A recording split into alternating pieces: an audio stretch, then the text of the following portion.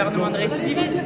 On a une utilisation du 49.3 pour la 4e fois en 15 jours, avec en plus sur cette deuxième partie du PLF des avancées majeures qui ont été obtenues par l'Assemblée, donc avec notamment sur la partie écologie, 12 milliards sur la rénovation énergétique, 3 milliards sur le train, les petites lignes de train, les trains de nuit, le ferroutage, dont on ne sait pas ce que le gouvernement fera, puisque c'est sur le fait du prince. On a eu une séance quasi historique sur la question du budget des Outre-mer, avec pour les seuls amendements NUPES, plus de 200 millions qui ont été gagnés sur la question du droit à l'eau, contre la vie chère, sur des questions d'égalité extrêmement importantes et dont on ne sait pas ce que le gouvernement va en faire.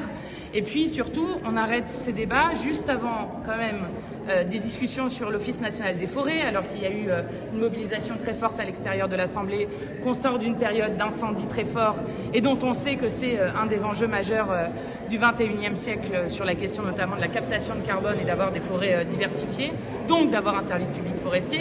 Et on l'arrête juste, et ça quand même je tiens à vous réalerter sur cette question, juste avant le débat sur les collectivités qui avait été déplacé, puisque le débat sur les collectivités devait arriver vendredi dernier, qu'il a été déplacé ensuite dans cette fin de semaine, et donc ils ont fait en quelque sorte exprès qu'on ne puisse pas discuter d'un sujet sur lequel là aussi nous aurions gagné des millions, voire des milliards sur cette question-là, puisque vous le savez, les communes sont étranglées aujourd'hui par les prix de l'énergie, les prix de l'alimentation, la baisse de dotation, et donc doivent choisir, est-ce qu'ils augmentent les prix de la cantine, est-ce qu'ils renoncent à des services publics pour la population.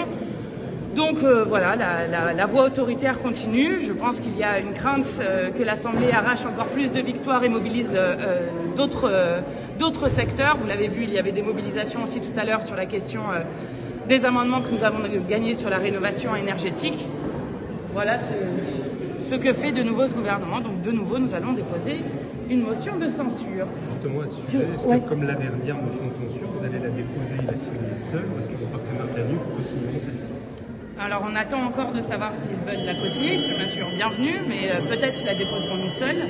Nous l'avons dit, ce n'est pas un désaccord de fond. Sur le fond, nous sommes d'accord pour tous désapprouver l'usage multiple du 49.3, une sorte de banalisation de l'usage du 49.3. Et d'ailleurs, vous verrez que nous redéposerons des motions de censure en commun qui seront plutôt pour l'ensemble de la NUPES sur la fin de ces textes. Qu'est-ce que vous avez pensé des propos de la Première ministre au sujet notamment des crédits rénovation énergétique? Dites-moi ce qu'elle a dit, parce que nous on est sortis alors. Parce que nous, au bout d'un moment, avoir toujours le cinéma Elle vous reproche collectivement d'avoir multiplié par 7 le budget de la rénovation énergétique et que ça allait de fait gréver le budget sur le... Alors ça c'est toujours le même sketch, un bouclier tarifaire, c'est ça qu'elle voulait dire. Vous le savez, nous avons des règles pour amender. Les règles, c'est que nous ne pouvons pas créer de charges, ce qui est quand même un problème sur le rôle de député que nous avons. Donc nous avons dû prendre l'argent sur une autre mission pour pouvoir l'affecter à la rénovation énergétique des logements. Vous le savez, si nous continuons à ce rythme-là, nous en avons pour 2000 ou 3000 ans pour rénover l'ensemble des passoires thermiques de ce pays. Et je rappelle que 12 millions de nos concitoyens vivent aujourd'hui dans des passoires thermiques, ce qui est insupportable. Donc, multiplié par 7, je ne trouve pas du tout ça absurde. Et le gouvernement a le pouvoir, comme vous le savez, d'enlever les gages et donc de faire en sorte que l'argent ne soit pas pris sur une autre mission, mais qu'il puisse être affecté totalement à la rénovation énergétique.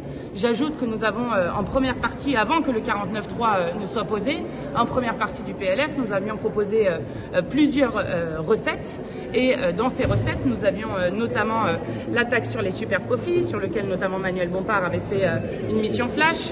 Nous avions le retour d'un impôt de solidarité sur la fortune qui était renforcé au niveau climatique.